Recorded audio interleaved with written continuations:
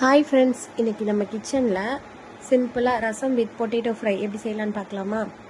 First ரசம் செய்கிறதுக்கு ஒரு mixer ஜாரில் 1 டேபிள் ஸ்பூன் அளவுக்கு சீரகம், 1/4 டேபிள் ஸ்பூன் அளவுக்கு சோம்பு, 1 டேபிள் ஸ்பூன் அளவுக்கு மிளகு சேர்த்து கொரகொரப்பாக அரைச்சிக்கலாம். அதே மிக்சர் ஜாரில் கொஞ்சமாக மல்லி இலை காம்பு, 3 பச்சை மிளகா, கொஞ்சமாக பூண்டு போட்டு கொரகொரப்பாக அரைச்சி வச்சுக்கலாம். இங்கே 2 தக்காளியை கையிலே கரைச்சி வச்சுருக்கேன், இருக்கட்டும். இப்போ பெரிய மிக்சர் ஜாரில் 2 தக்காளி, ஒரு நெல்லிக்காய் சைஸ் அளவு புளியை ஊற வச்சுருக்கேன், அதையும் சேர்த்து கொஞ்சமாக தண்ணி ஊற்றி அரைச்சிக்கலாம். அரைச்சதை விதைகள் இல்லாமல் வடிகட்டி எடுத்துக்கலாம். இப்போ தாளிச்சுக்கலாம். அதுக்கு ஒரு பாத்திரத்தை வச்சுட்டு 2 டேபிள் ஸ்பூன் அளவுக்கு எண்ணெய் சேர்த்துக்கிறேன். கொஞ்சமாக கடுகு வெந்தயம் போட்டு பொரியட்டும்.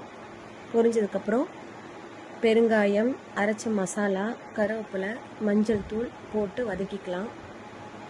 வதங்கினதுக்கப்புறம் தக்காளி, உப்பு சேர்த்து மறுபடியும் வதக்கி விடலாம். வதங்கின தக்காளியில் கரைச்சி வச்ச புளி, என்கிட்ட தேங்காய் பால் இருக்குது, அதனால் சேர்த்துக்கிறேன். கொஞ்சமாக தேங்காய் பால் போட்டு மிக்ஸ் பண்ணிக்கலாம். இப்போது மல்லி இலை தூவி க்ளோஸ் பண்ணிடலாம். ரசம் இந்த அளவுக்கு சூடானதுக்கப்புறம் ஆஃப் பண்ணால் நம்மளோட ரசம் ரெடி ஆயிரும். இப்போ பொட்டேட்டோ ஃப்ரை செய்கிறதுக்கு ஒரு கடாயில் 3 டேபிள் ஸ்பூன் அளவுக்கு ஆயில் ஆட் பண்ணிக்கிறேன். கொஞ்சமாக கடுகு சீரகம் போட்டு தாளிச்சுக்கிறேன். பொரிஞ்சதுக்கப்புறம் தட்டி வச்ச பூண்டு, கருவேப்பிலை போட்டு வதக்கிக்கலாம். கட் பண்ண உருளைக்கிழங்க போட்டு மிக்ஸ் பண்ணிக்கிறேன். தேவையான அளவு உப்பு சேர்த்து மிக்ஸ் பண்ணி சிம்மில் வச்சு ஒரு 5 மினிட்ஸ் வேக வச்சுக்கலாம். அப்பப்போ கொஞ்சம் கிளறி விட்டுக்கலாம்.